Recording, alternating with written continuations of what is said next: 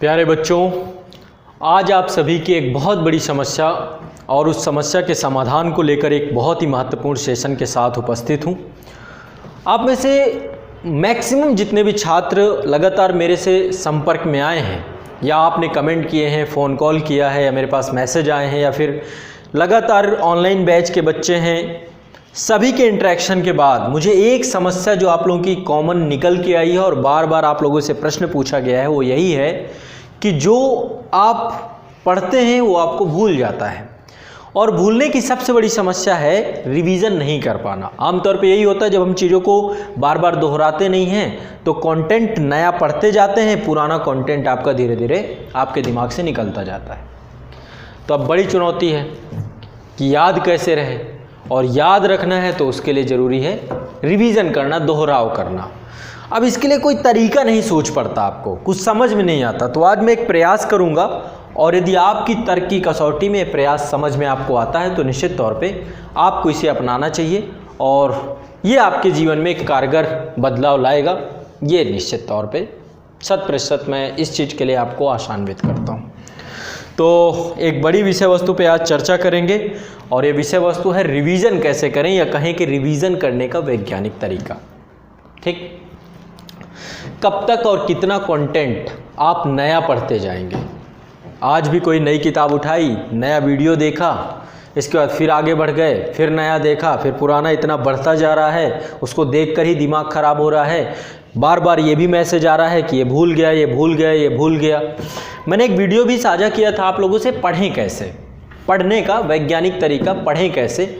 और मैंने उसमें आपको बताया था कि आपकी कुछ मनोवैज्ञानिक समस्याएं हैं, उन मनोवैज्ञानिक समस्याओं के यदि आप निजात पा जाएं तो आपको कभी अपने दिमाग में जो आपका जो एक नकारात्मक विचार है कि आपको चीज़ें भूल जाती हैं।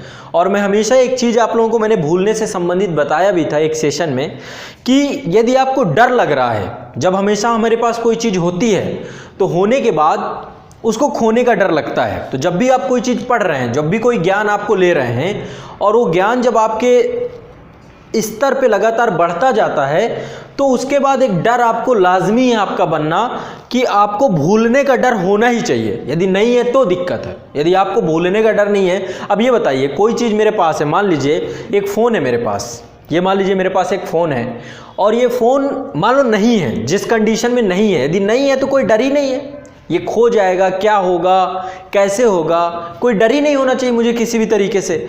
लेकिन ये फ़ोन होने के बाद, अब ये मान लीजिए बड़ा कॉस्टली है, बहुत महंगा फ़ोन है, तो ज़्यादा डर हो जाएगा, ज़्यादा डर बढ़ जाएगा।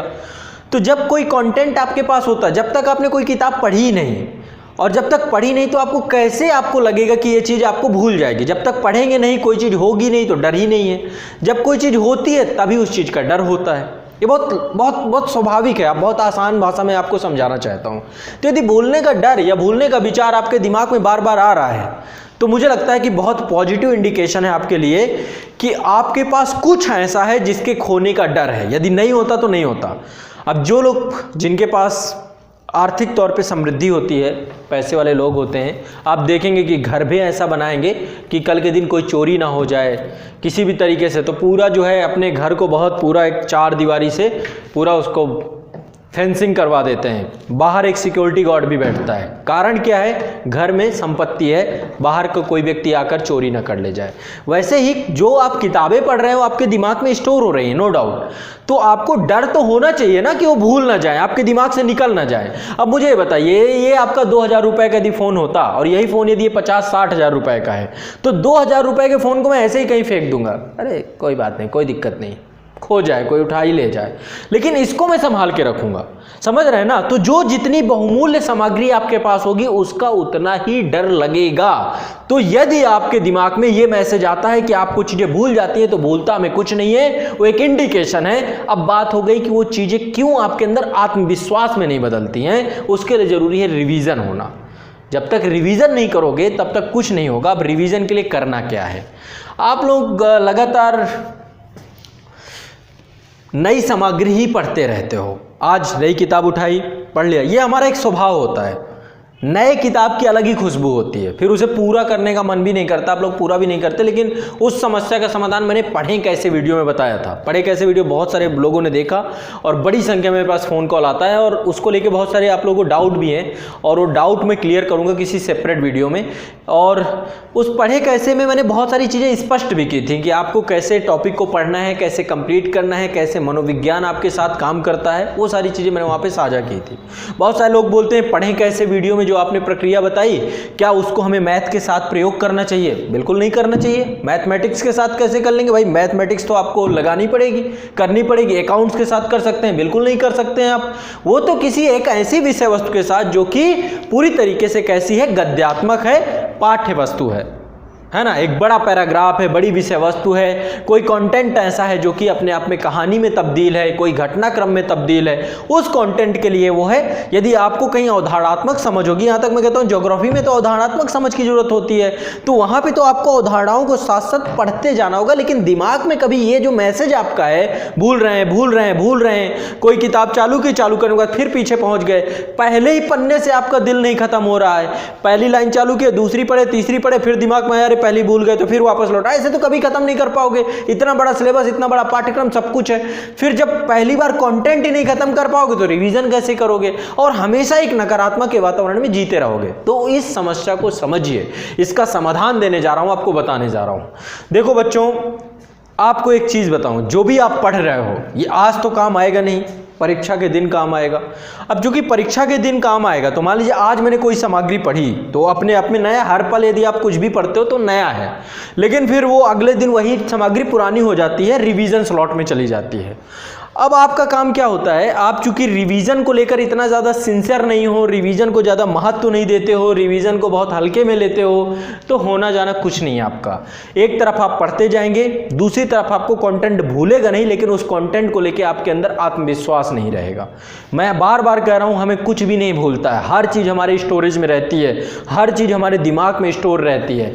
वही चीज़ आपको याद रहती है जिसको लेकर आप कॉन्फिडेंस में रहते हैं, और कॉन्फिडेंस आप उसी चीज़ को लेकर रहते हैं जिसका आप रिवीजन करते हैं। मान लीजिए मैं आपको एक चीज बताता हूं, किसी व्यक्ति से आप मुलाकात करते हैं, मिलते हैं, पहली बार मिलते हैं, मान लीजिए पहली मुलाकात है, तो पहली मुलाकात में एक बार जब आप मिलेंगे तो उसकी एक छवि आपके दिमाग में बन जाएगी, और इसके बाद आप 2 साल उस व्यक्ति से ना मिले, तो 2 साल जब आप उस व्यक्ति से नहीं मिलेंगे और इसके बाद फिर आपसे कहा जाएगा कि जाइए उनसे मिल आइए, तो आप कहेंगे कि एक बार जो है कुछ हुलिया बता दीजिए, क्या कपड़े पहने ये बता दीजिए, एक बार आप उसका फोटो लेने की बात करेंगे, सब कुछ आपको भूल जाएगा।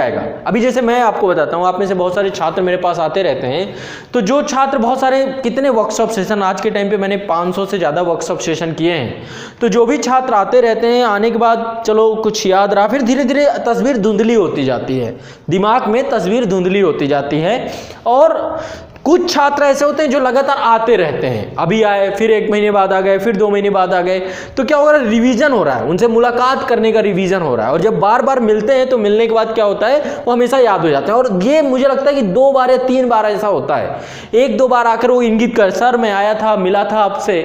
आप लोगों के साथ भी तो ये होता है, कोई व्यक्ति आपसे मिला और फिर इसके बाद कहीं मिले रोड में, कहे यार मैं मिला था आपसे, तो अचानक आपके दिमाग हाँ रिवीजन हो गया।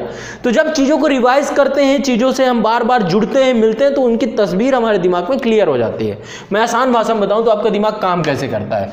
आप जब भी कोई चीज़ पढ़ते हैं या कुछ भी याद करते हैं, तो इमेजेस फॉर्म पे आपके दिमाग में एक स्टोरेज है, आपकी एक, मान लीजिए रेखा खिंच गई दिमाग में, ठीक है, ये एक कंटेंट आपने पढ़ा, मान लीजिए आप दूसरा कंटेंट पढ़ते हैं, ठीक है, दूसरा कंटेंट पढ़ते हैं, दूसरा कंटेंट पढ़ने के बाद इस कंटेंट को आप रिवाइज नहीं करते हैं, इस कंटेंट को आप दोबारा रिवाइज करते हैं, तो इसके ऊपर ये रेखा और गहरी होती चली जाती है।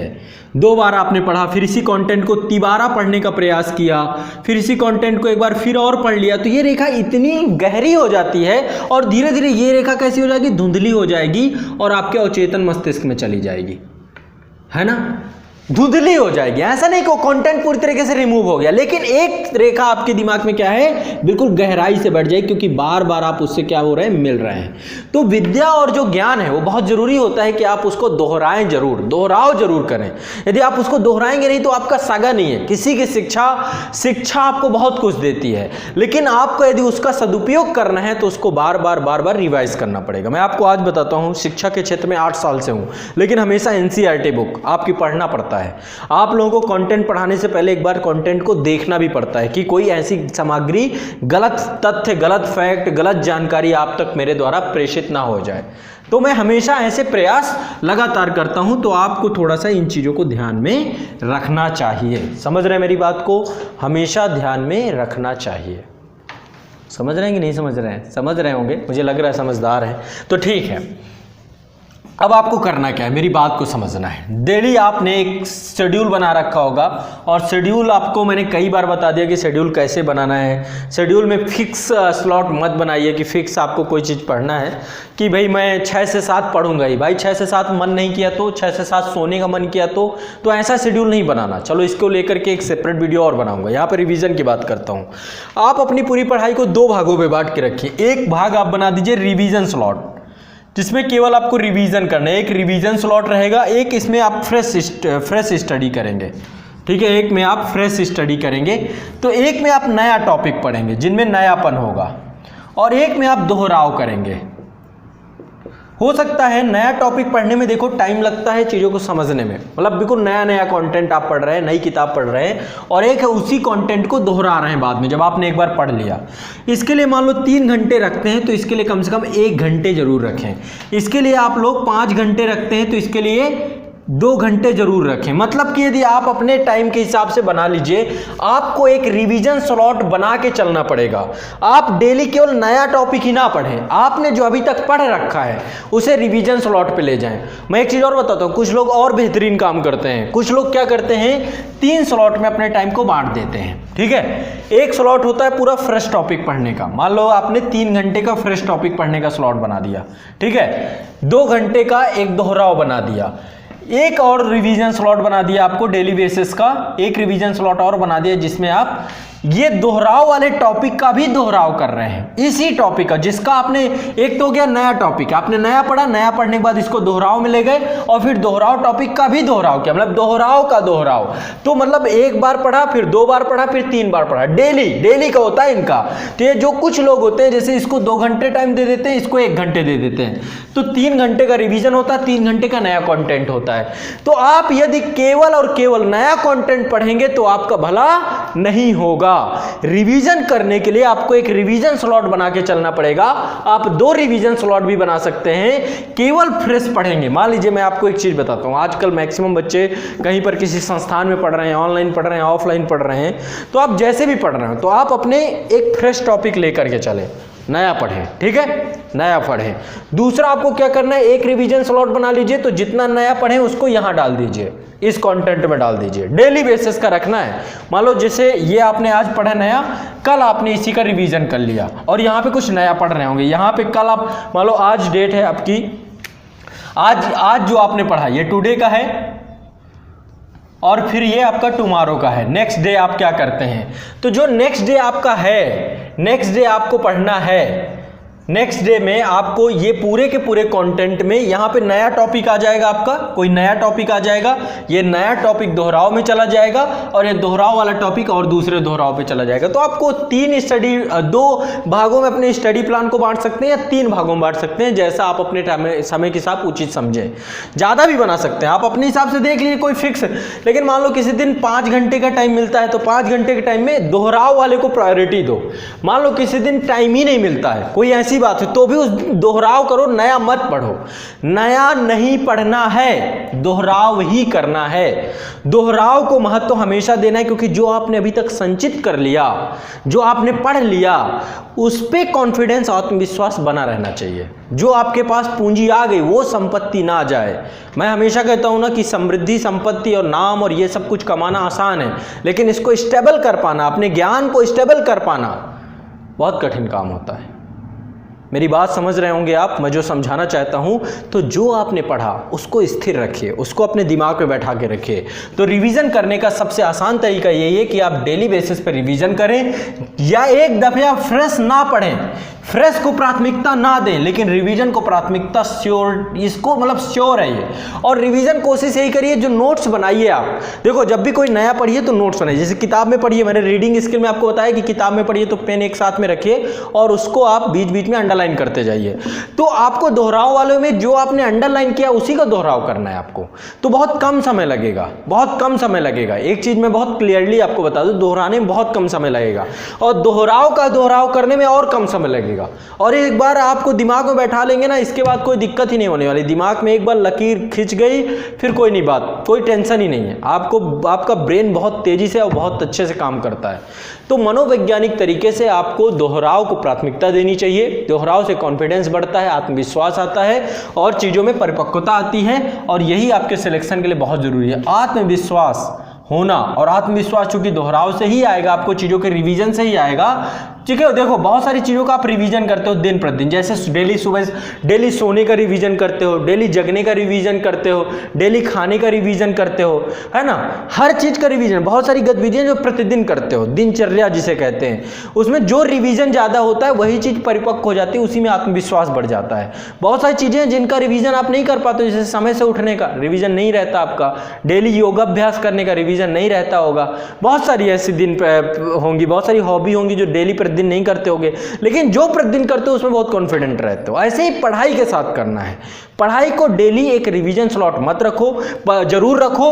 एक बार नया नहीं पढ़ो, लेकिन रिवीजन वाले स्लॉट को जरूर पढ़ो, अनिवार्य पढ़ो। तो बहुत आसान शब्दों में पूरे सेशन को समराइज करूं मैं तो आपको बहुत इजीली समझा पाऊंगा कि आपको अपना रिवीजन स्लॉट रखना चाहिए। जो भी नया पढ़ते हैं उसे दोहराएं और जो दोहरा रहे हैं उसे पुनः दोहराएं। जो भी पढ़ते हैं उसे दोहराएं और जो भी दोहराते हैं उसे पुनः दोहराएं। 3 स्लॉट में आप पूरे दिन को बांट सकते हैं। 3 नहीं बांटना चाहते तो 2 भी बांट लीजिए, तो कोई बुराई नहीं है। तो मेरी बात आप समझ गए होंगे। इसके बावजूद भी यदि आपको कोई किस तरीके की दिक्कत आती है, परेशानी आती है, तो आप एक बार फिर से मुझे कमेंट कर सकते हैं। मैं इस पर और आपको समझा दूंगा, प्रयास कर दूंगा। तो रिवीजन करने के लिए आपको रिवीजन स्लॉट बनाना पड़ेगा, नए टॉपिक को दोहराना पड़ेगा। जो भी नया पढ़ते हैं अगले दिन दोहराइए, ठीक है। और ऐसे करते चले जाएंगे, आनंद आता जाएगा, बिल्कुल ज़बरदस्त आनंद आता जाएगा। कोई बहुत इशू नहीं है, आत्मविश्वास बढ़ता जाएगा जो भी पढ़ेंगे। और नया नहीं पढ़िए, नए को रोक दीजिए एक दफ़े, लेकिन दोहराने की प्रक्रिया को निरंतर रखिए। जब कभी मन उदास हो, ऐसा लगता है कि तनाव में है बहुत सारी चीज़ें, तो नया उस दिन बिल्कुल मत पढ़िए। उस दिन दोहराने वाला काम कर लीजिए, ज़्यादा अच्छा रहेगा। नए को रोक देना है, नया एक दफ़े रोक सकते हैं लेकिन दोहराना नहीं रोकना। आप लोग क्या करते हो, दोहराते नहीं हो, बाकी नया खूब पढ़ते जाते हो। तो जो मैं आपको समझा रहा हूँ शायद मेरी बात समझ गए होंगे। इसके बावजूद भी कोई डाउट होता है तो डिस्कस कर लेंगे, ठीक है। भूलना अभिश्राप नहीं है, भूलना कोई कमी नहीं है, सब भूलते हैं और भूलना जरूरी है, भूलना जरूरी है, ठीक। मेरी बात समझ गए होंगे। भूलने से आपको कोई भी ऐसा नहीं होगा कि कोई नुकसान होगा, भूलने से आपको फ़ायदा ही होगा। भूलना इंडिकेट करता है कि आपके पास कुछ है जिसको खोने का आपको डर लग रहा है, ठीक है। आपके पास कुछ है जिसको खोने का डर लग रहा है, ठीक है। चलिए, बहुत बहुत शुक्रिया, बहुत बहुत आभार। निश्चित तौर पे आप मेरी बात से सहमत होंगे और धन्यवाद।